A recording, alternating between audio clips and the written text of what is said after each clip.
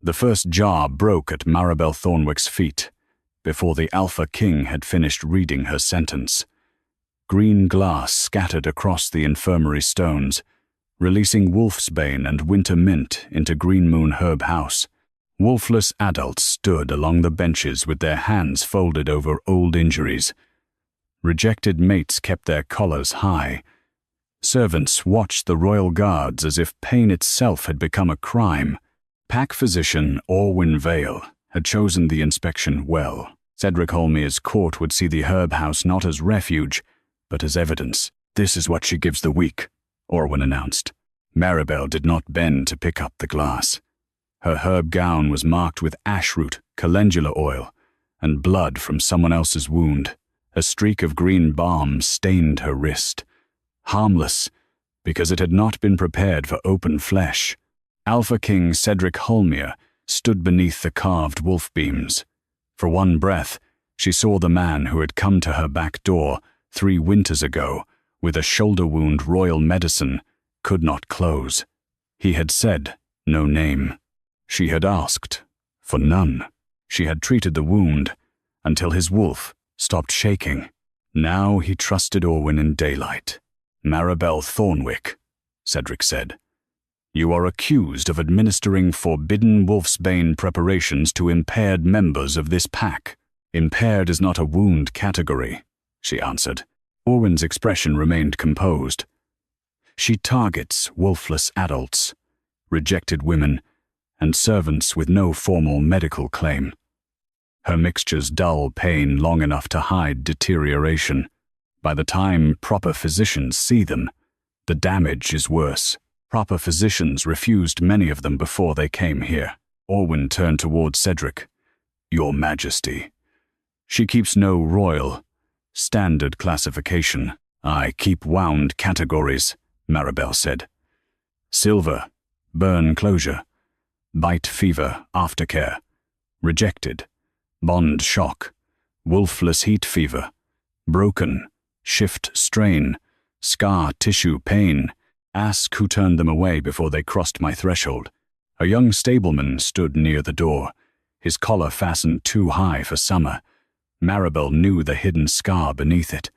A silver bridle chain had torn his throat during a royal hunt. The palace infirmary had stamped him fit for duty before the swelling had drained. Orwyn stepped between the king and the benches. "The accused cannot turn inspection into theatre." "No, but a king under oath should not condemn without witness." The words reached Cedric. His hand tightened near the old seam beneath his cloak. He remembered. Not with mercy, with discomfort. "Greenmoon Herb House is closed under royal medical authority," Cedric said. "All medicinal stores will be sealed. All patients will be transferred to the palace infirmary pending review. Maribel Thornwick is cast beyond Hollmere's inner grounds until the council determines whether her practice amounts to poison, fraud, or treasonous harm." Maribel lowered her hand to the bronze key at her belt. It opened the patient cabinet. Treatment notes, wound charts, preparation measures, and the refusal ledger she kept because people without rank disappeared twice, first from care, then from record. "Seize her records," the physician said. Maribel stepped before the cabinet. "Those records belong to the patients. They belong to the crown if they contain medical crimes," Orwyn replied. "They contain names you never wanted written." Cedric did not tell the guards to stop. They removed the key from her belt and opened the cabinet. Inside, jars sat in careful rows, each labeled by wound category, not rank. Silver burn closure, bite fever aftercare, broken, shift strain, rejected, bond shock, wolfless heat fever, scar tissue pain. Beside them lay treatment slips, stamped refused, delayed, or fit for duty by the palace infirmary before the patients ever reached her door. The slips mattered more than the jars. A jar could be called poison. A slip could show who had sent a wound away before it was ready. Orwyn selected a dark green vial from the lower shelf. "This one carries wolfsbane residue in a forbidden preparation." "That vial is not treatment," Maribel said. Cedric turned back to her. Then what is it? It is the Greenbind Closure Balm, a closure test balm. Orwyn's brow tightened. Forbidden diagnostic craft. It reacts only where royal wax or closure salve sealed a wound before the heat beneath it had been vented. It reads closure category, not truth. Limited closure reaction. It cannot name guilt. It cannot judge intent. It cannot clear me. Convenient, Orwyn said. No, Maribel answered. Dangerous, if placed on the wrong wound by a man who wants a verdict instead of a reading. Cedric's gaze hardened. Apply one line under witness. No more. Orwyn's hand moved toward the stableman. Maribel stepped forward. He is not your proof. Cedric caught her arm before she could reach the boy. The grip was not brutal, but it carried every locked door of his authority. Stand down, he said. She looked at his hand, then at his face. You came to me when your own physicians failed you. The herb house went silent. Something moved behind his eyes. Then the king released her. Do not use private mercy to escape public law. Orwyn pushed the stableman's collar aside. A narrow white seam crossed his throat, smooth where royal closure wax had sealed swelling into the flesh. Under the court scribe's eye, Orwyn spread one thin line of Greenbind Balm across the scar. Then the scar lit only along the old closure line, green where royal wax had sealed swelling beneath the skin. The stableman gasped. Across the room, 2 other patients with matching royal wax stamps drew breath as their old seams flickered once beneath cloth. Too faint to prove a case, and too exact to ignore. The vial did not prove malice. It proved only that Orwyn's chosen test had touched the exact category Maribel had named before anyone opened the records. Cedric looked from the glowing throat to the seized cabinet. His face did not soften. The stableman's file, he said. Open the treatment slip that declared him fit for duty. He did not say open her house. He did not say return her key. He opened only the first door that his own order had tried to close. Maribel did not thank him. Her herb house remained closed. Her key remained in a guard's hand. Her name remained under accusation. The balm had not cleared her name. It had only shown the Alpha King that the first patient Orwyn chose had been sealed before he had been healed. The stableman's scar did not name Orwyn. It did not clear Maribel. It demanded the treatment slip that had called a sealed throat fit for duty. The stableman's treatment slip did not say Orwyn Vale had harmed him. It said a throat wound sealed under royal wax had been marked fit before the swelling had somewhere to go. The court scribe read the line twice, because the first reading made Greenmoon Herb House too quiet. Royal hunt injury, silver bridle cut, throat closure applied, fit for duty before 3rd bell. Tavern Rusk kept one hand beneath his collar, breathing through the narrow place where the old scar had glowed. Maribel Thornwick did not reach for him. If she touched the wound now, Orwyn could call it interference. If she spoke too quickly, Cedric could call it defense instead of record. So she stood with her key in a guard's hand and let the words do the first work. Alpha King Cedric Hollmere held the treatment slip between 2 fingers. The royal wax stamp at the bottom had cracked where the file had been folded. A cracked stamp was still authority. That was the danger. It was not Orwyn's personal seal. It was the Palace Infirmary's general closure mark. Orwyn bowed his head slightly. A fit-for-duty stamp does not prove improper treatment, Majesty.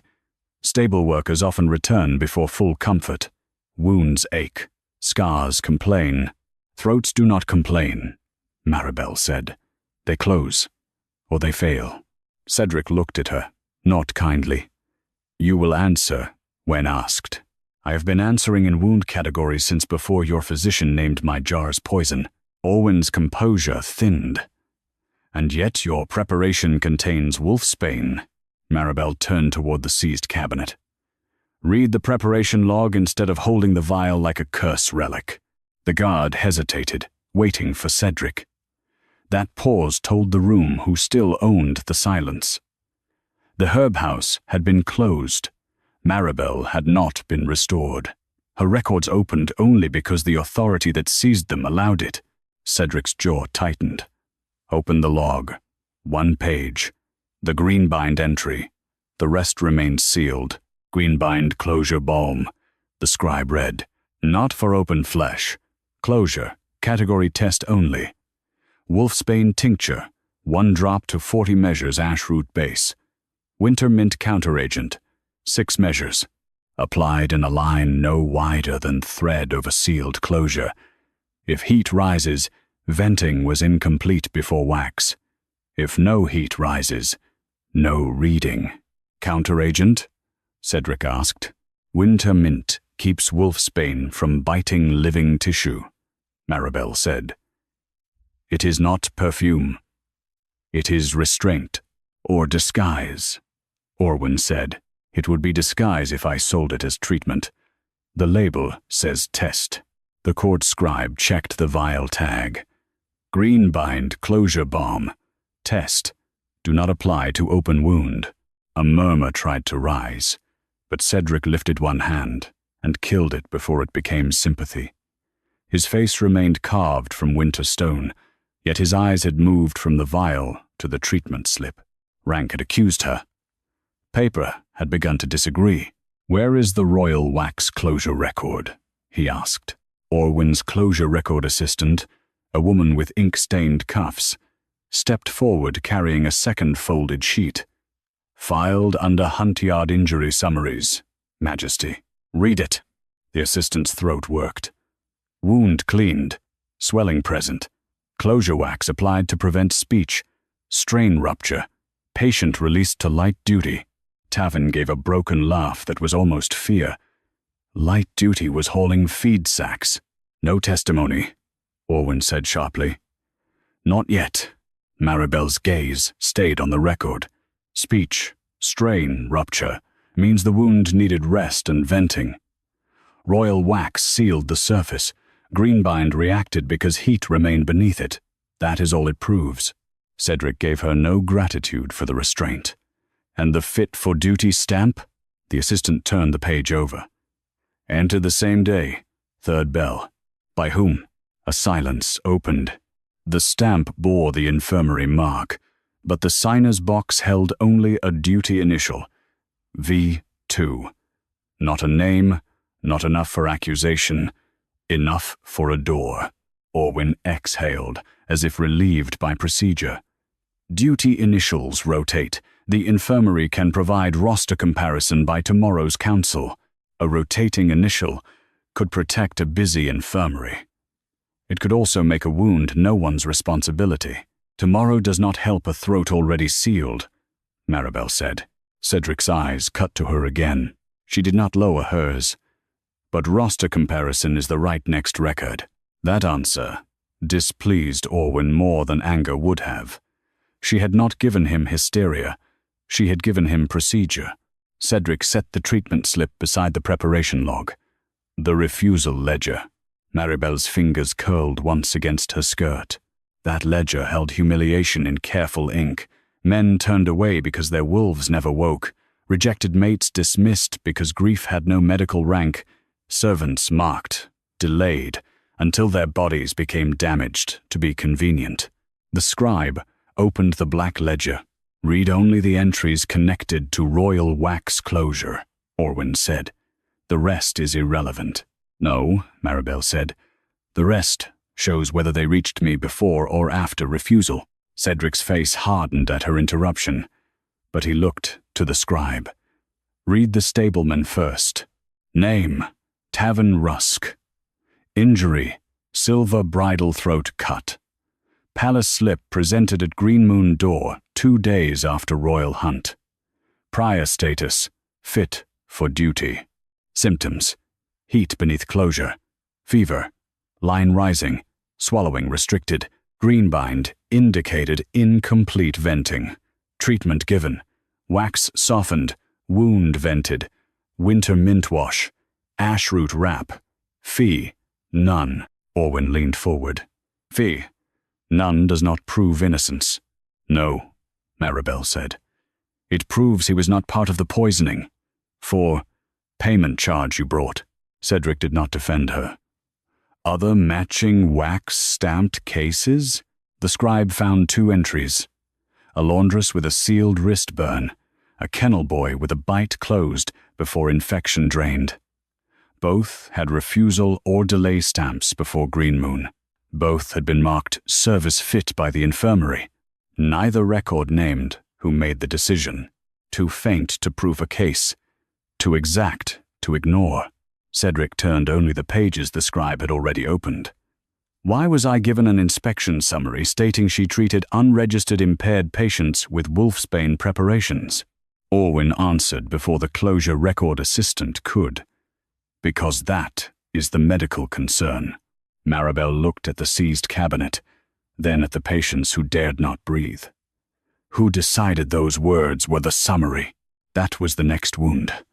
Not in flesh, but in the language that had made her patients sound poisonous before their records were read. Cedric's gaze settled on the folded documents brought by Orwin's office, not the cabinet taken from hers. For the first time, the inspection was no longer allowed to look only at Maribel's jars. It was looking at the route by which her patients had been turned into an accusation. The inspection summary did not begin with Maribel's jars. It began with a word no wound ledger had ever used. Impaired. The word sat near the top of the packet, in black palace ink. Unregistered impaired patients receiving wolfsbane preparations outside royal oversight. Cedric Hollmere read it once, then again with a cracked treatment slip in his other hand. Maribel stood beside the seized cabinet and did not ask for the packet. She would not be handed anything while her key remained on a guard's belt. The patients behind her understood that, too. A record could be opened in front of them and still not belong to them. Who wrote this line? Cedric asked. The question did not free Maribel. It only moved the blade from her jars to the hand that had labeled them. Pack physician Orwin Vale folded his hands. The inspection summary is compiled from medical observations, patient irregularities, and remedy classifications. That was not my question. The closure record assistant lowered her eyes. The wording is drafted through the infirmary summary desk, Majesty. Name. Summary desks use rote stamps. Maribel looked toward Tavin Rusk's throat. The green line had faded, leaving the scar pale. No magic spoke now. Only paper remained, and paper knew how to hide. Cedric placed the accusation packet beside the preparation log. Read the root stamps. The scribe swallowed. Initial intake, Greenmoon health inspection, observing physician, pack, physician Orwin Vale, remedy concern, wolfsbane residue, patient class, unregistered impaired, classification strip added by hazard review desk, summary packet sealed for royal reading. Orwin's tone stayed calm. That is standard. A king cannot receive every cabinet page from every practitioner accused of dangerous practice. Greenmoon is not a village stall, Maribel said. It is where your refused patients learned their wound names after the palace reduced them to defect. Cedric's eyes moved to her, cold enough to warn. She stopped before Overclaim could give Orwin smoke. V2, Cedric said. The roster. The closure record assistant brought a narrow roster card from Orwin's packet. V2 is not a person, Majesty. It is a rotating closure station. Venting Table 2. A station could not be shamed. That was why stations were useful. Tavin's hand tightened at his throat. Maribel drew one breath. Then the mark on his fit-for-duty slip does not identify the hand. It identifies the station that should have known whether venting was complete. That is an interpretation, Orwin said. It is a category reading, she answered. Not an accusation. Cedric looked at the roster card. Who staffed venting table 2 during the 3rd bell after the royal hunt? The assistant checked a second fold. Junior healer Bren Cade and duty waxer Sella Meyer. The supervising physician box is marked under General Infirmary Authority. Not Orwyn Vale, Orwyn said, before anyone had said otherwise. A faint change crossed Cedric's face. Not anger. Attention. Maribel did not turn that attention into victory. Those names show who was assigned. They do not show who ordered fit for duty. Correct, Cedric said. He spoke the word like a restraint, not a kindness. The refusal ledger was opened again, but Cedric allowed only the first 12 Greenmoon entries connected to palace slips. 12 names. A wolfless mason with fevered claw joints, stamped delayed. A rejected mate with bond shock tremors, marked non-urgent. A kitchen servant with a burn under royal wax, stamped service fit. Tavern's throat. The laundress's wrist. The kennel boy's bite. Each had crossed the palace infirmary before reaching Maribel. Each had carried a word that was not a wound. Impaired. Unstable. Low claim.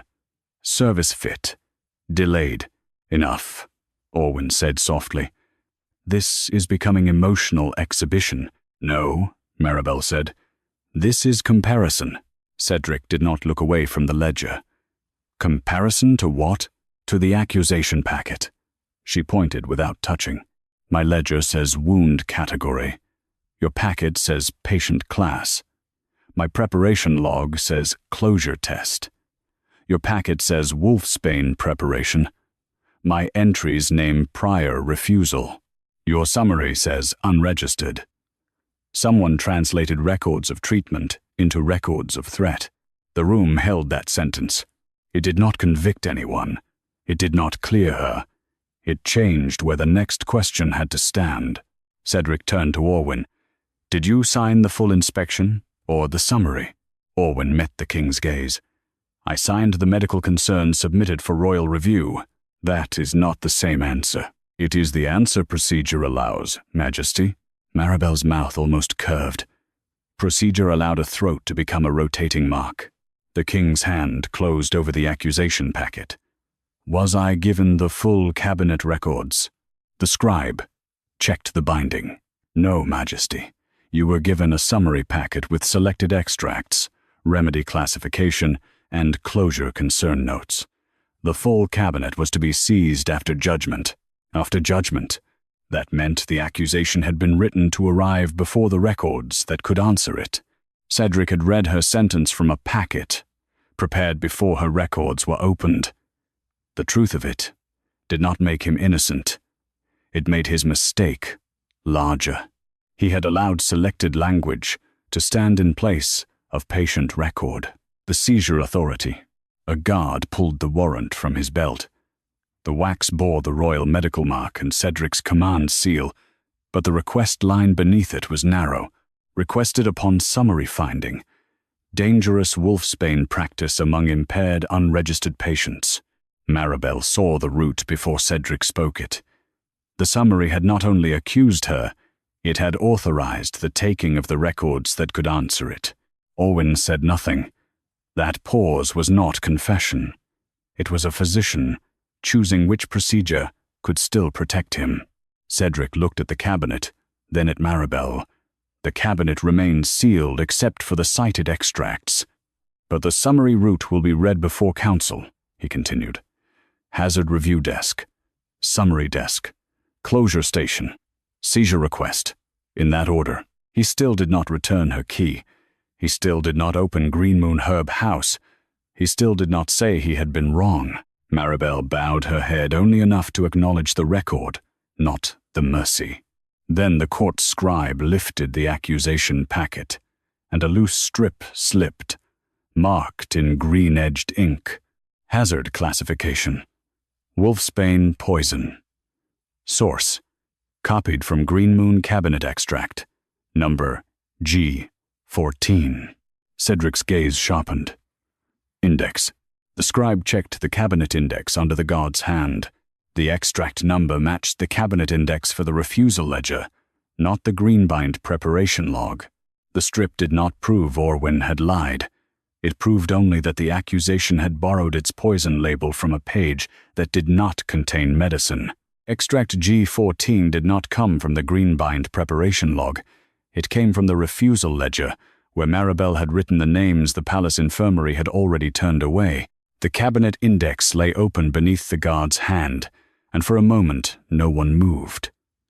Not because G14 cleared her. It did not. A wrong extract could be clerical error, rushed copying, bad indexing, careless review. Procedure had many rooms where blame could change its coat before anyone touched it. Cedric Hollmere looked at the green-edged hazard strip as if the paper had grown teeth. "Read the index line," he ordered. The scribe bent over the cabinet ledger. G14, Refusal Ledger. Section, Prior Palace Status. Subject Group, Wax, Closed Injuries, and Refused Fever Cases. "Not preparation log," Cedric said. "Not preparation log, Majesty." Orwin Vale did not flinch. Hazard classification often begins with patient history. If wolfsbane exposure appears elsewhere in the cabinet, a hazard clerk may attach the classification to related extracts. Maribel's eyes stayed on the strip. Then the packet should say related extract, not source. Orwin turned his calm toward her.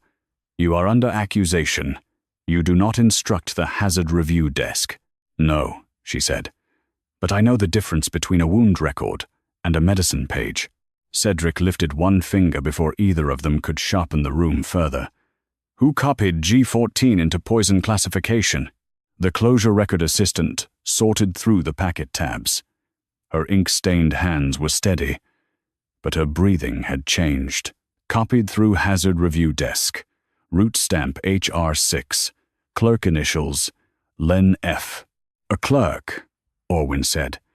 "Not a physician's judgment." "Who marked wolfsbane poison?" Cedric asked. The assistant unfolded the green-edged strip. "Hazard mark applied by classification table 3. No personal name, table mark only." Maribel looked at Tavin Rusk, then at the wolfless mason standing near the back bench. Table, station, desk, mark. Each word moved the hand farther from the hurt body. "A table cannot be questioned," she said quietly. Cedric heard her. He did not answer her. "Who selected the extracts for my packet?" Orwin's mouth tightened. "I signed the medical concern note. The packet selection is compiled by summary procedure from hazard flags, inspection notes, and urgency markers." "Did you sign the full inspection?" "I signed what procedure placed before me as immediate medical concern." "That is still not the same answer.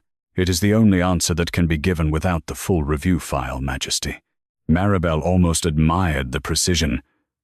Orwin had not lied. He had made truth narrow enough to walk through. Cedric turned to the seizure warrant. "When was the warrant requested?" The scribe compared the packet seal to the warrant line. Summary finding entered before dawn. Hazard strip attached at first bell. Seizure request drafted at second bell.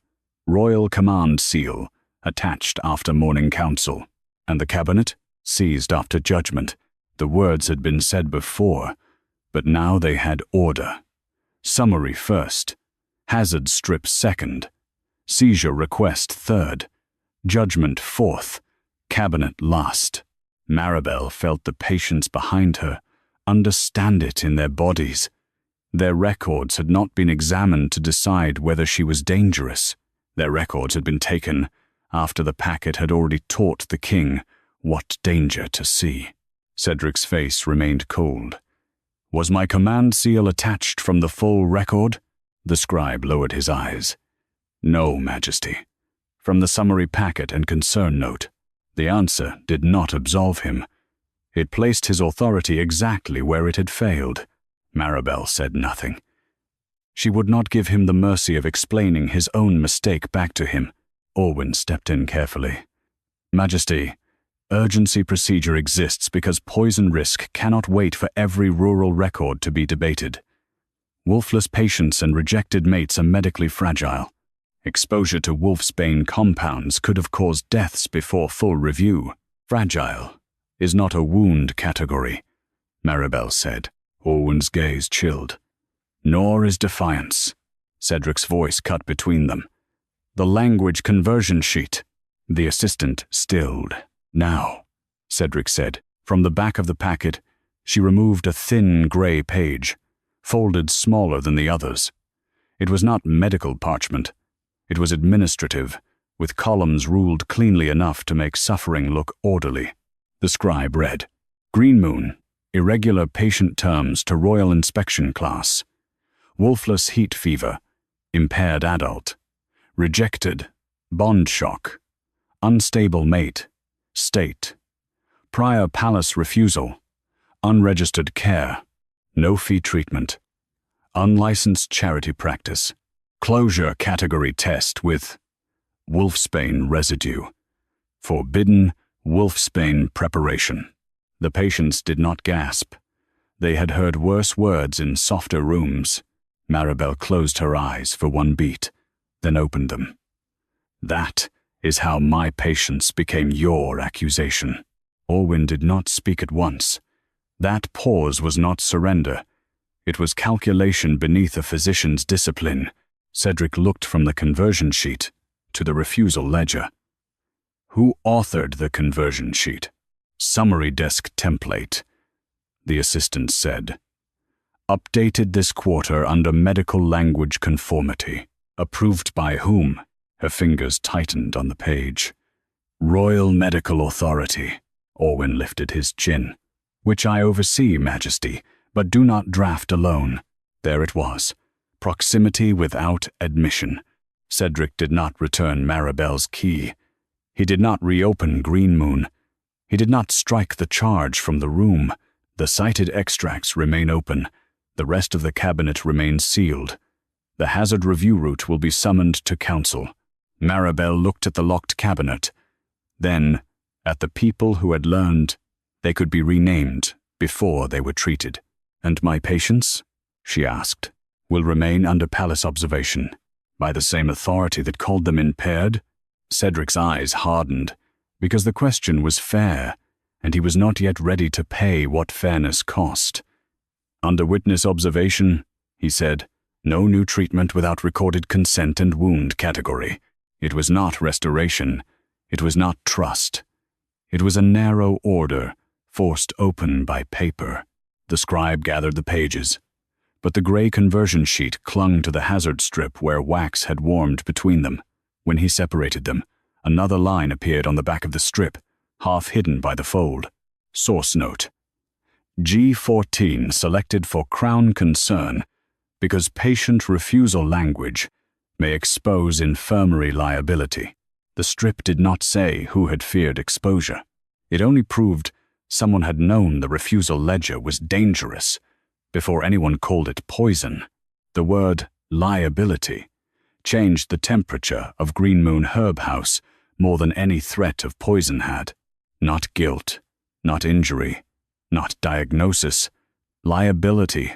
The half-hidden line on the back of the hazard strip had named what someone feared before Cedric Hollmere ever crossed Maribel's threshold with guards and judgment. It had not feared wolfsbane first.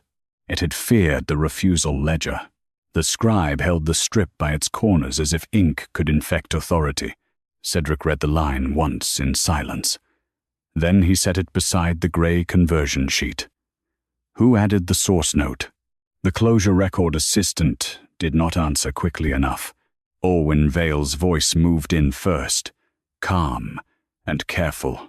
Source notes are often clerical cautions, Majesty. They do not imply wrongdoing. If an unauthorized practitioner keeps records claiming palace refusal, the infirmary must protect the crown from false liability. Maribel looked at him. A refused patient is not false because the palace dislikes being named. That remains to be proven, Orwin said. No, she answered.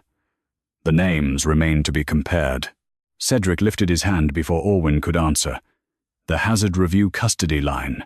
The assistant unfolded another narrow strip. This one was marked with 3 stamps.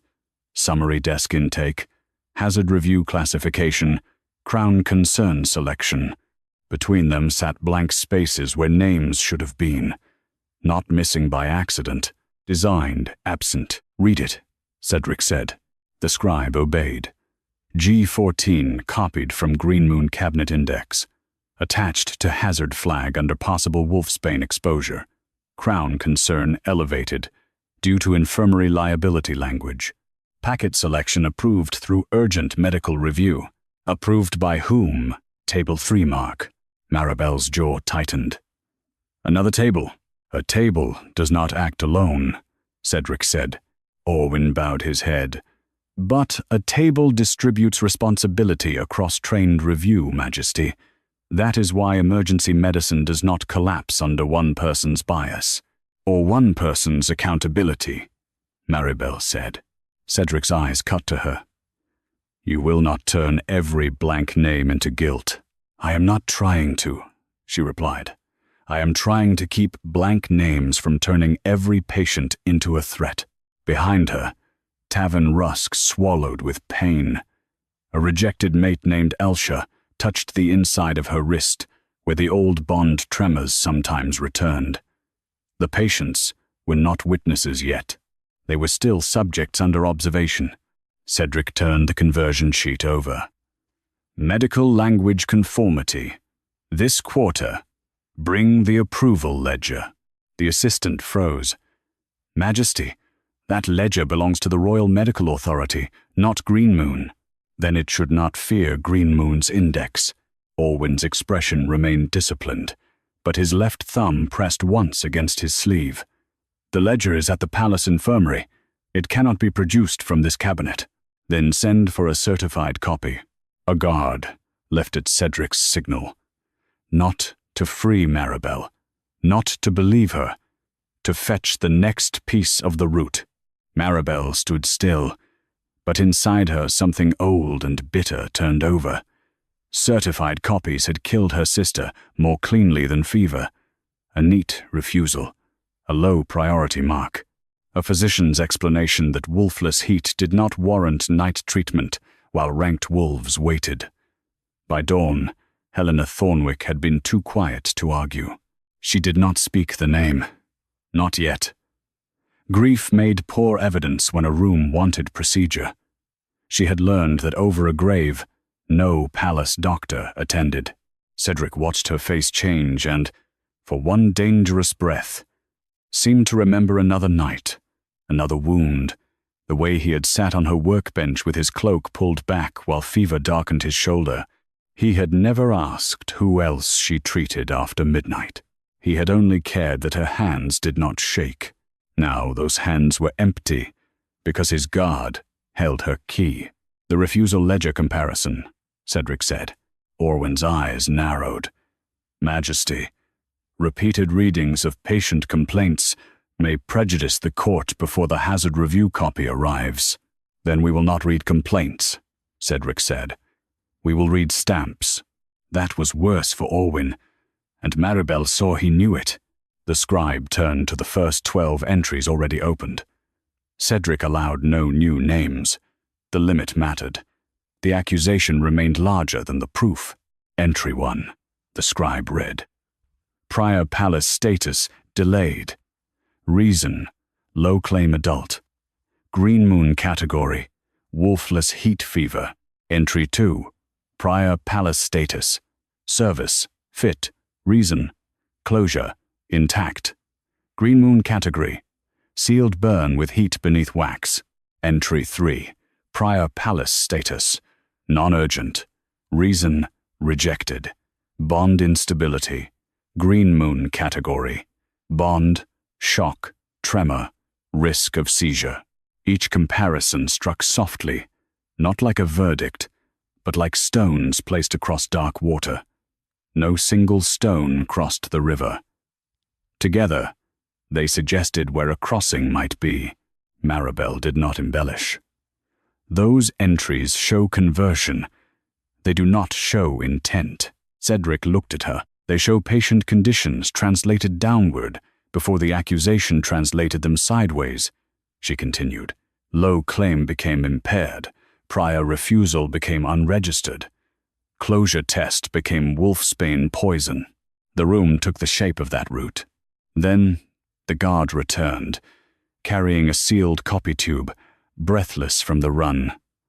The wax was blue-black, stamped with royal medical authority. Orwyn stepped forward at once. Majesty, certified copies should be opened in council, not in an accused practitioner's closed house. Cedric held out his hand. The guard gave him the tube. Cedric did not look at Maribel when he broke the seal. He did not owe her trust yet, and she would not pretend he did. The copy slid into the scribe's hands, stiff and cold. Approval ledger, medical language conformity. The scribe read. Quarter update. Terms standardized for royal clarity. Wolfless, chronic conditions. Impaired adult class. Rejected. Bond aftercare. Unstable mate. State. Refused by palace infirmary. Unregistered external care. Cedric's face did not change until the final line. Prepared from recommendations submitted by Pack Physician's Office. Approved by Royal Medical Authority under Crown Seal. Orwyn inhaled once, measured and quiet. My office submits recommendations, Majesty. It does not alone approve them. No, Maribel said softly. It only taught the Crown which words to use. Cedric lowered the ledger copy. Outside Greenmoon Herb House, the palace bell struck council hour. Inside, the patients remained under watch. The cabinet remained locked, and Maribel's key still hung from a guard's belt. But the accusation had changed shape again. It no longer rested only on a vial, a scar, or a wrong extract. It rested on language approved under the Crown itself. The Crown seal did not make the language true. It made the damage royal. Cedric Hollmere held the certified copy as the council bell sounded beyond Greenmoon Herb House. The black wax at the bottom bore his authority, not his handwriting. That distinction mattered to clerks. It did not matter to the wolfless mason who had been called impaired before his joints were examined. It did not matter to the rejected mate whose shaking hands had been renamed unstable. It did not matter to Maribel Thornwick, whose patience had been turned into a medical threat by language approved under the Crown. Who attached my seal? Cedric asked. The scribe turned the approval ledger sideways to read the narrow seal line. Crown seal applied under standing medical authority. Winter quarter authorization. Office of Royal Health Continuity. Orwyn Vale's answer came smooth and immediate. Standing authority exists so urgent classifications do not wait on the throne. Your Majesty cannot personally review every wound term in the kingdom. No, Maribel said. But every wound term can be made to sound like a threat before it reaches him. Cedric did not look at her. The continuity office. A guard at the door shifted. The council chamber can compel the office record, Majesty. Then the council chamber will hear it. Those words changed the room without freeing anyone. Greenmoon Herb House remained closed. The jars remained sealed. The patients remained under witness observation, not care. Maribel's key still hung from the guard's belt, close enough to see and too far to use. Cedric ordered the cited records carried to the palace council, not returned to her cabinet. That was his compromise, and it cut like one. Maribel walked behind her own records, while guards held them. The journey through Hollmere's inner court was short and cruel. Servants paused in archways. Wolf nobles watched from the upper gallery. A healer accused of poisoning the weak was now being marched beside the ledgers that had named the weak more carefully than the palace ever had. Tavern Rusk followed under guard, not as a witness yet, but as a patient whose throat had become evidence. In the council chamber, the approval ledger was placed under 3 lamps. Orwyn stood at the physician's rail. Maribel stood below the accused line. Cedric remained on the wolf-carved seat, black cloak falling like a verdict around him. Office of Royal Health Continuity. The scribe read. Purpose: standardized terminology for Crown review, hazard response, ration priority, and treatment allocation. Ration priority, Maribel repeated. Cedric's gaze dropped to the line. Orwin's mouth tightened.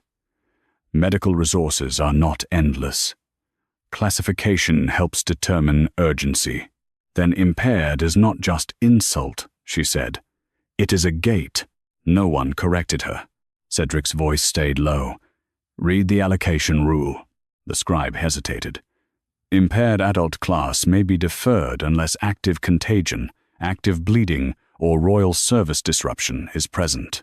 A sound moved through the servants at the rear before discipline swallowed it. Maribel did not move, but something inside her bent toward an old sickbed. Helena's hand, hot and dry. Helena saying it was only fever.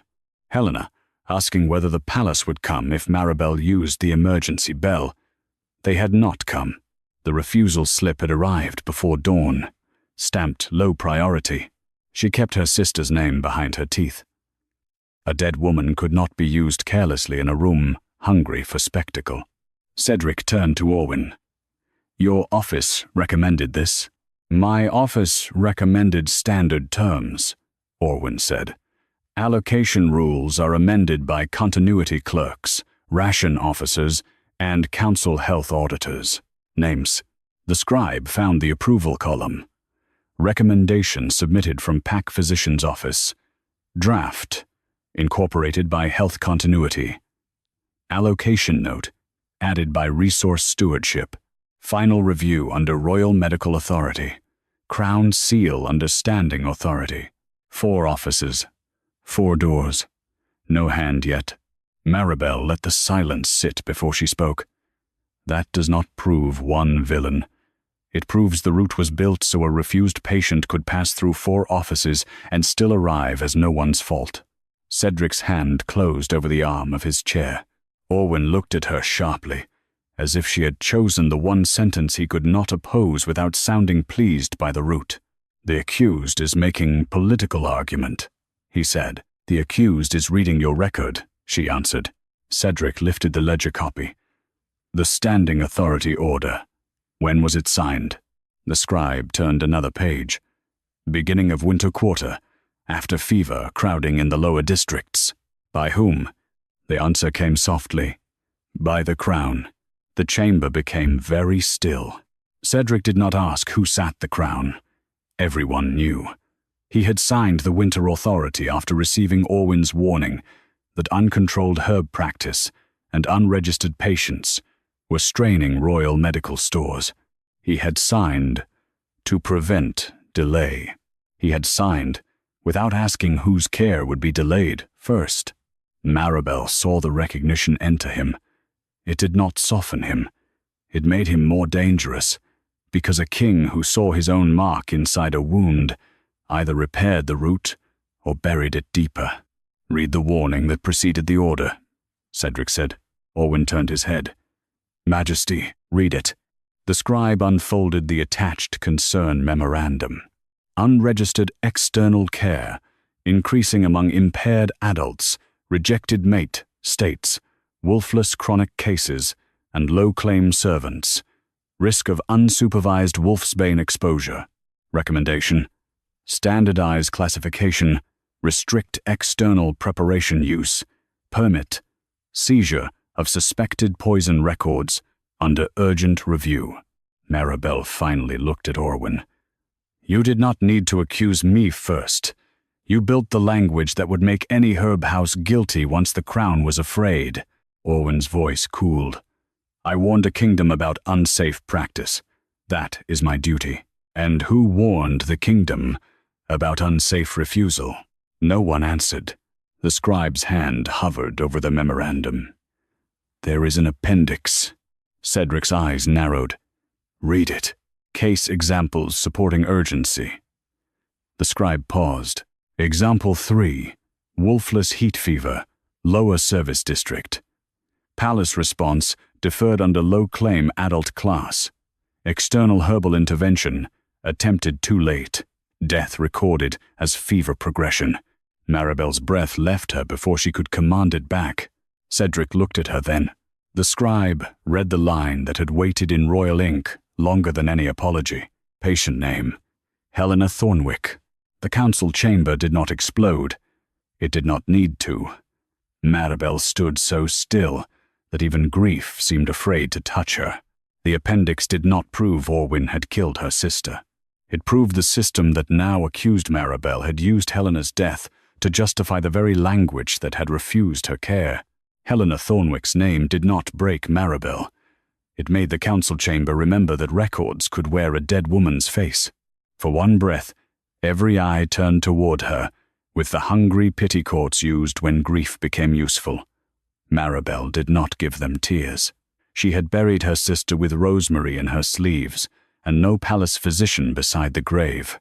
She had already spent the worst of her grief, where no witness could turn it into theater. "Read the full case file," she said. Cedric Hollmere's hand remained on the arm of his chair. "You are asking to open your sister's death record before council?" "No." Her voice stayed level because anything less would be used against her. "I am asking whether the Crown used a refused patient as proof that refused patients should be controlled." Orwyn Vale lowered his gaze in what might have passed for respect, if Maribel had not spent years watching men hide behind solemn manners. Helena Thornwick's death was tragic. It should not be exploited by the accused. Maribel looked at him then. "You put her in the appendix." The words landed without volume. They did not accuse him of murder. They accused the packet of theft. Cedric turned to the scribe. "Open the appendix file. Only the cited case. Again, only. Always, only." The door widened because paper forced it, not because mercy had arrived. The scribe broke the thin side seal and unfolded Helena's file. Patient, Helena Thornwick. Status, wolfless adult. Condition, heat fever with joint burning, throat dryness, night tremor. Initial palace request received at second night bell. Maribel heard the bell again. The pull rope in her hand. The cold brass weight. Helena, sweating through the sheets, while insisting Maribel save her herbs for someone poorer. "Response?" Cedric asked. "Deferred under low-claim adult class. Reason, ranked shift injuries occupying fever ward." A servant near the back pressed a fist to his mouth. No one told him to be silent. Orwyn's voice remained careful. "Fever wards were strained that winter. Triage is not cruelty, not by itself," Maribel said. "Read the next stamp." The scribe obeyed. Second request received before dawn. Symptoms escalated. Palace response. External household care permitted until morning review. Cedric's eyes narrowed. "Permitted?" Maribel answered before the scribe could.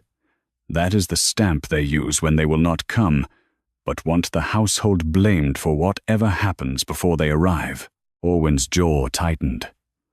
"That is interpretation. It is how poor rooms learn royal language." Cedric did not rebuke her. He also did not comfort her. "Continue." Morning review entered after sunrise. Patient deceased before royal physician arrival. External herbal intervention noted. Cause, fever progression. Appendix use. Example supporting restriction of unregistered external care among impaired adults. There it was. The neat turn. The palace had deferred Helena, permitted household care, arrived after death, then used the existence of household care to support restricting women like Maribel. The file did not say who made the delay fatal. It did not say the fever could have been saved. It did not prove Orwyn had refused her with malice. It proved only that the same route could deny care and then blame the doorway where the dying person had waited. Maribel stepped closer to the council rail. "Read the treatment note." The scribe looked down. "There is no treatment note from Greenmoon Herb House, because she never reached Greenmoon," Maribel said. A stir. moved through the chamber. Orwin lifted one hand. The appendix says external herbal intervention. My kitchen is not my clinic, she said. My sister was in my bed. I washed her mouth with winter mint because she could not swallow water. That is not the same as unregistered treatment. Cedric's gaze went to the preparation log from Greenmoon, still sealed except for the cited page. Was winter mint listed as wolfsbane disguise in the concern memorandum? The scribe turned back. Winter mint appears under suspicious masking agents. Maribel closed her eyes for half a heartbeat. When she opened them, there was no softness left. So the thing I used to keep wolfsbane from biting living tissue became the thing your packet used to make a dying woman's wash sound criminal. Orwin spoke before the silence could turn. Majesty, this is precisely why external remedies must be reviewed. Lay use of herbs confuses records. Lay? Maribel said. You call me lay when you want my sister's bedside to be ignorant, and practitioner when you want my cabinet seized. Cedric's wolf stirred behind his eyes, a dark pressure in the room. Still, he did not rise. The emergency refusal stamp. Who authorized low claim deferral that night? The scribe traced the line. Night priority board. No personal name. Fever ward capacity mark. Resource stewardship countersign. Another board. Another capacity mark. Another door with no hand. Maribel did not let the room mistake her restraint for surrender. Then Helena's file cannot hang one man. Orwin's shoulders eased slightly. It can do worse, she said. It can show the council that a dead wolfless woman was useful to policy only after she was useless to treatment. Cedric looked at the appendix as if it had changed weight. Summon resource stewardship, he said, and the night priority board record for Helena Thornwick. Orwin bowed. For council review, for witness review, Cedric said. The correction was small. It was not apology. It did not return the key. It did not open Greenmoon Herb House. But every wolfless adult in the chamber heard the difference between council review and witness review. Then the scribe turned Helena's page and stopped. Cedric's voice sharpened. Read it. The scribe swallowed. Attached household statement. Signed by Pack Physician's Office after death. External herbal conduct contributed to delay in proper care. Maribel stared at the page. Cedric asked the question. She could not. Who signed the statement? The scribe looked up. The signature is not Orwin Vale's, he said. It is yours, Maribel Thornwick. Maribel did not deny the signature fast enough for the court to believe denial would be simple. That was how procedure wounded the innocent most cleanly. It placed a familiar mark beneath unfamiliar words, then waited for shock to look like guilt. Her name lay at the bottom of Helena's death file in dark ink, neat and unmistakable enough that several counselors leaned forward before remembering they had not yet been invited to judge. Cedric Hollmere watched her from the wolf-carved seat. His face remained hard, but the old certainty had left his eyes, not softened, disturbed. Did you sign the statement? He asked. Maribel looked at the page, then at the scribe's hand, then at the patient's, standing behind the accused rail. I signed a household release after my sister died. Orwin Vale's voice entered gently. A household release may include acknowledgement of care given before palace arrival. It may, she said. This one did not. Grief is not always precise. Maribel turned to him. Neither is theft when it wears a clerk's hand. Cedric's fingers tightened on the chair arm. Do not accuse beyond record. I am not accusing, she said. I am asking for the record that held my signature before this page did. The chamber stilled. A forged statement could be dismissed as desperation. A transferred signature required custody. Cedric looked to the scribe. Signature source. The scribe examined the lower margin. Household mark attached by document plate. Copy source listed as morning release register, winter fever cases. A low sound moved through the back benches. Not shock, recognition. Many poor families knew the morning release register. It was where grief became paperwork before bodies were returned. Orwin inclined his head. That is consistent. A grieving household signs release. Later files reference the same acknowledgement. Maribel's voice stayed flat. A body release is not an admission that my herbs delayed palace care. No one has said admission, Orwin replied. The page says contributed to delay. Cedric lifted one hand. Read the statement above the signature. The scribe read carefully. Household confirms external herbal conduct before physician arrival. Such conduct contributed to delay in proper royal care. Maribel's throat moved once. They arrived after she died. The words did not break. That made them worse. Cedric's gaze went to the timestamps. Second night bell request deferred. Dawn request permitted household care. Morning review after sunrise. Death before arrival. He looked up. If royal care had not arrived, how could household conduct delay it? For the first time, Orwin did not answer at once. That pause was not guilt. It was the moment a practiced man discovered the procedure protecting him had left one seam too visible. The statement likely means delayed transfer, Orwin said. Maribel stepped closer to the rail. Transfer to where? The palace had deferred her. The palace told the household to wait. The scribe, perhaps too young to know when silence served power, turned the page again. There is a courier notation. Cedric's eyes sharpened. Read it. Household instructed to maintain patient until morning review. No transport authorized due to fever ward capacity. No transport authorized. The sentence sat beside Maribel's signature, like a knife placed beside a flower. Cedric leaned back slowly. The body release register. A council clerk rose. Majesty, the original is kept in the morning annex. It can be summoned. Summon it. Orwin spoke before the clerk reached the door. Majesty, we are moving far from the charge against Maribel Thornwick. The question is whether she gave dangerous wolfsbane preparations to vulnerable patients. Maribel did not look away from him. And the Crown's charge used my sister's death, my winter mint, my patient categories, and my signature to make care look dangerous. Cedric's voice cut colder than before. The original register will be brought. The clerk left running. No one sat while they waited. Maribel's legs ached beneath her dress, but she did not shift. A woman accused before patients could not afford to look tired.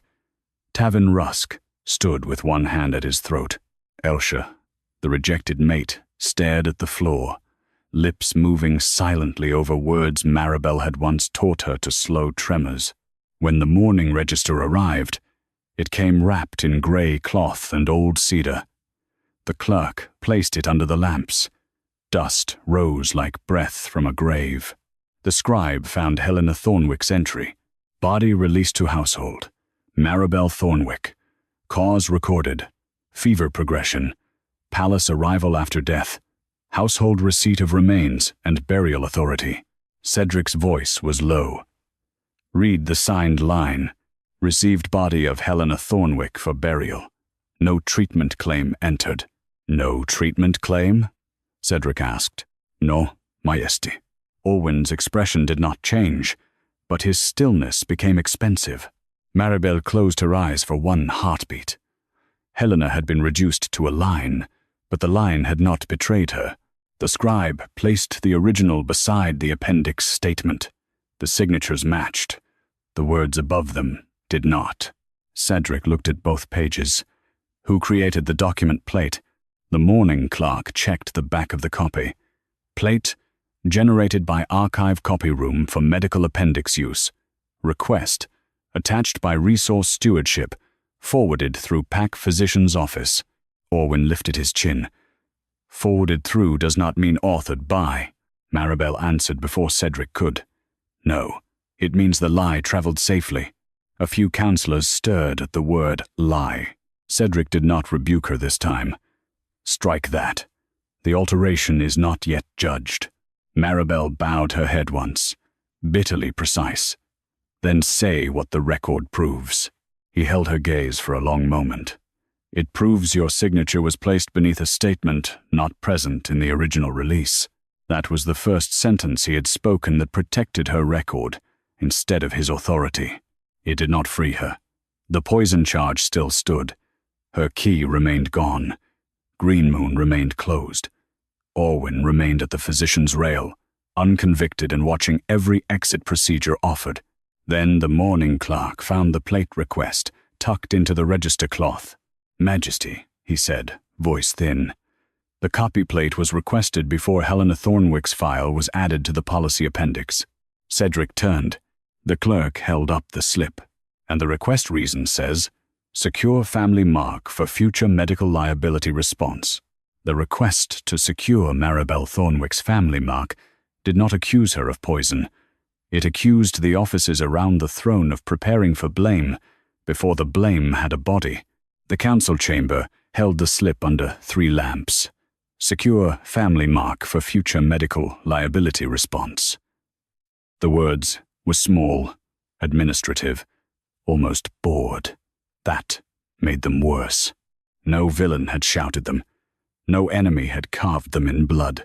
A clerk had written them because, somewhere inside royal procedure, Helena's death had been seen not as a wound to answer, but as a risk to manage.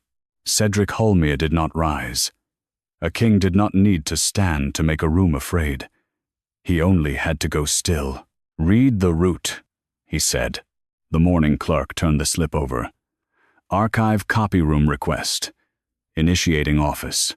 Resource stewardship. Forwarded through PAC physician's office. Attached to policy appendix preparation. Family mark pulled from morning release register." Orwyn Vale's face remained composed. "Forwarded through my office for medical relevance, Majesty. Resource stewardship controls liability preparation when care limits are involved." Maribel's eyes did not leave the slip. "Care limits. That is what you call not coming." Orwyn turned slightly. "That is what the Crown calls finite beds, finite medicine, finite trained hands, and infinite excuses." Cedric's voice cut through them. "Enough. Summon the resource stewardship ledger." A councillor shifted. "Majesty, that ledger contains ration allotments, physician claims, ward allocations. Then it contains the cost of every word we have read." Maribel looked at him then, despite herself. Not with gratitude. Gratitude would have been too cheap for a woman standing accused beneath her own stolen signature. She looked because, for the first time, Cedric had aimed the inquiry at the purse behind the language. Orwyn noticed it too. "Majesty," he said, "financial ledgers are not medical proof." "No," Maribel said, "but they may show whether untreated people were still paid for." The chamber changed shape around that sentence. Cedric's gaze fixed on Orwyn. "What does that mean?" Maribel could have answered with Helena. She did not. Helena's record was already bleeding enough. Instead, she turned to Tavern Rusk, who stood under witness guard with his collar loose around the pale seam of his throat. "Tavern was stamped fit for duty before venting was complete," she said. "His Greenmoon record says fee none. His palace slip says royal closure applied. If the Crown was billed for aftercare he never received, the ledger will show whether refusal and payment walked separate roads." Tavern's face went grey. Orwyn's voice hardened. "You are now accusing the palace infirmary of fraud. I am saying the next record is a billing route." Cedric did not correct her. The resource stewardship ledger arrived bound in iron-cornered leather, carried by 2 clerks who looked as though they would rather have walked through a wolf pit. It was not a healing record. It smelled of dust, ink, and cold money. The scribe opened to the winter quarter under Cedric's order. "Find Tavern Rusk," Cedric said. A page turned. Then another. The scribe stopped. "Tavern Rusk. Royal hunt injury. Closure treatment build. Follow-up swelling watch build. Speech rest supervision build. Service reintegration check build. Tavin gave a soft, wounded sound. No one watched me. Orwin stepped forward. Billing categories may cover ward availability, not direct attendance. Then read the provider column, Cedric said. The scribe looked down. Palace, infirmary. Pack physician's office, oversight. Orwin's jaw set. Oversight is administrative. Maribel nodded once. Then, administrative oversight billed for care his throat did not receive. She did not say Orwin stole it. She did not need to. The ledger had opened a colder question. If no one was responsible for the wound, why had someone been paid for the care? Cedric turned the page. The 2 pending wax-stamped cases. The scribe found them under service records. The laundress's wrist, cooling watch build, burn dressing build, return to work assessment build, the kennel boy's bite, infection drain build, bite fever observation build, closure review build. Both had reached Greenmoon after refusal or delay stamps. Both had been treated by Maribel for no fee. Both had already earned palace payment. The chamber was no longer quiet. It breathed, like an animal trying not to snarl. Orwin lifted both hands, palms open. This proves irregular billing categories. It does not prove denied care by intent. Infirmaries bill by expected treatment route when emergency stations are crowded. Delayed service may still be entered if capacity was reserved. Maribel looked at him. Reserved care does not soften a sealed throat. Cedric's wolf moved behind his eyes then, not as romance, not as rescue, but as the old violence a king kept leashed for war. Helena Thornwick. Maribel's chest tightened. The scribe found the line. Helena Thornwick. Fever ward intake allocation build. Night monitoring build. Emergency evaluation build. Post-mortem policy review build. The words blurred for one dangerous second. Maribel kept herself upright, with the edge of the rail. She was never admitted, Cedric said. Note, "All Majesty." The scribe replied, "She was never monitored." "No, Majesty." She was evaluated after death. The scribe lowered his head. "According to the timestamps, yes." Cedric turned to Orwin. "Your office oversight again?" The scribe answered before Orwin could. "Pack physician's office oversight. Resource stewardship payment release. Royal Medical Authority certification. 3 doors. Still no single hand, but now each door had coin under it. Orwin's control did not break. It refined. "Majesty, I will not defend every accounting entry without auditors present. I request formal audit before judgment." Maribel almost smiled. "That is the right next record." Cedric looked at her. The words echoed the restraint she had given him before, and he understood that she was still refusing the easy lie of instant guilt. "Formal audit," he said. "Witnessed by patient representatives." A counselor recoiled. "Patient representatives?" Cedric's eyes stayed on the ledger. "Wolfless adults. Rejected mates, servants. The people named as impaired will hear how they were billed. It was not restoration. Not yet. But the word impaired had begun to lose its shelter. Then the resource stewardship clerk whispered to the scribe, and the scribe's face drained. "What?" Cedric demanded. The scribe turned the ledger toward the king. A separate column, hidden beneath a folded payment flap, listed quarterly excess disbursements for unclaimed impaired care. The recipient line was not a table. It was not a station.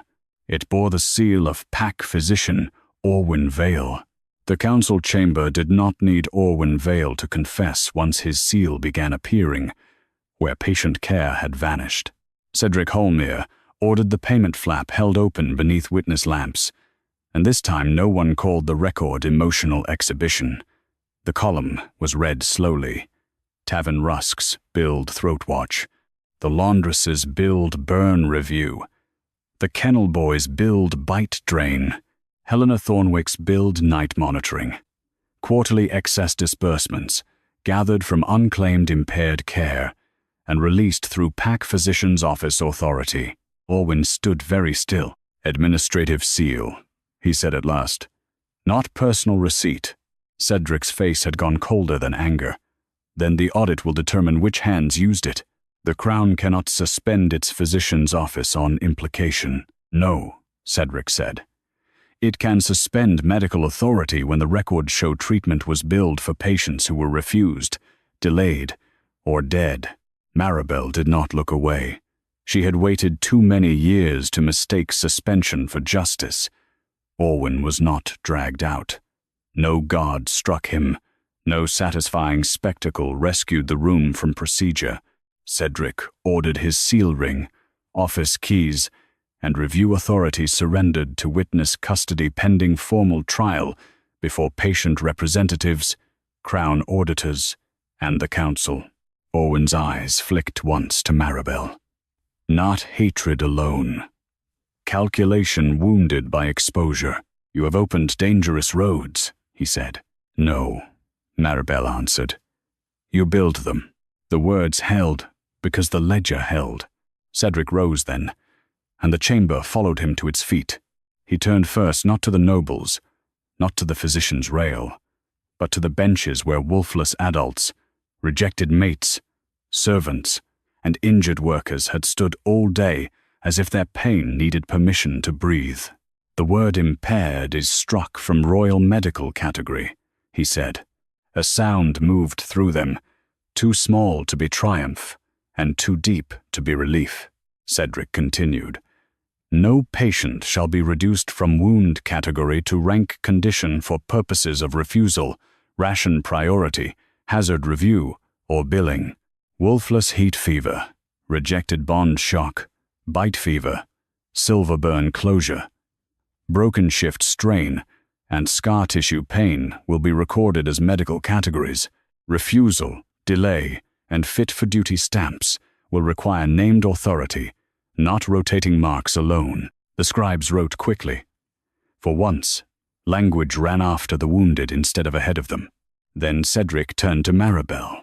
She stood below the accused rail, still without her key. The shame of that struck the room before he spoke. He descended from the wolf-carved seat himself. No guard carried the key. No clerk made ceremony of it. Cedric took it from the guard's belt and held it in his open palm. Maribel Thornwick, he said, voice carrying to every witness. I condemned the woman who once treated me because I trusted inspection language over patient records. I allowed a summary to stand where testimony, wound category, and full cabinet review were required. I closed Greenmoon Herb House before the records that could answer the charge were read. He did not say she had made him better. He did not make his private wound the center of the public repair. That was why she kept listening. Your herb house, patient cabinet, and treatment authority are restored under witness protection, he said. Your records remain yours and your patient's, not property to be seized after judgment.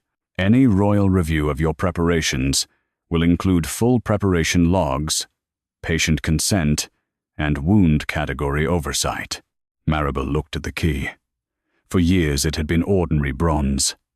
Now it carried every hand that had reached for her door when royal halls stayed shut. She took it back, not from him as a lover, not from him as a forgiven man. From the king as public repair. The clinic will reopen, she said, but not as it was. Cedric's eyes stayed on hers. No royal funding without patient oversight. No palace observer without patient consent. No seizure authority without named extract, full index, and witness copy. Wolfless adults, rejected mates, servants, and low-claim workers will sit on the oversight board. If the Crown wants Greenmoon's records trusted, it will first trust the people inside them. A councillor started to object. Cedric did not let him finish. Granted, Maribel's voice softened only enough for the patients to hear her. And the billed care? Cedric turned back to the resource stewardship ledger. Every payment drawn for unreceived treatment will be frozen. The funds will be returned to patient care under Greenmoon and independent infirmary review. Tavern Rusk will receive proper throat aftercare. The laundress, the kennel boy, and every named refusal case will be reclassified by wound, not rank. Helena Thornwick's file will be corrected. Maribel's hand tightened around the key. Cedric looked at her sister's page. Cause of death remains fever progression unless medical review proves otherwise. But the appendix will no longer say external herbal conduct, delayed care. It will say royal response was deferred. Household care was permitted because no transport was authorized, and her death was later used to support restriction of the class that had been refused. That was not resurrection. Nothing in the chamber could give Helena breath, but it returned her truth from the policy that had used her. Orwin was escorted from the physician's rail without confession. His silence followed him like a sealed door waiting for trial. For once, Maribel did not need him to speak. The ledgers had spoken enough to begin judgment. Dusk had fallen by the time Greenmoon Herb House reopened. Patients crossed the threshold slowly, as if a restored door might still vanish. Maribel unlocked the cabinet herself. The bronze key turned with a sound small enough to be missed by anyone who had never lost authority. Cedric stood outside the doorway, not entering. "You may send a royal guard," she said without looking back, "to carry records to the audit. I came to ask where I should stand." "At the witness side," she said, "not beside my table." He accepted that without injury showing. That was the first mercy he did not demand from her. "And after the audit?" he asked. Maribel looked at him then. The man who had come to her wounded in darkness. The king who had condemned her in daylight. The ruler who had finally begun to repair the road between those two truths. "After the audit," she said, "we will see whether your public repair can survive longer than your private gratitude." Cedric bowed his head before her patience, not to claim her, to honor the authority he had tried to take, and Greenmoon Herb House opened its doors to the wounded by name.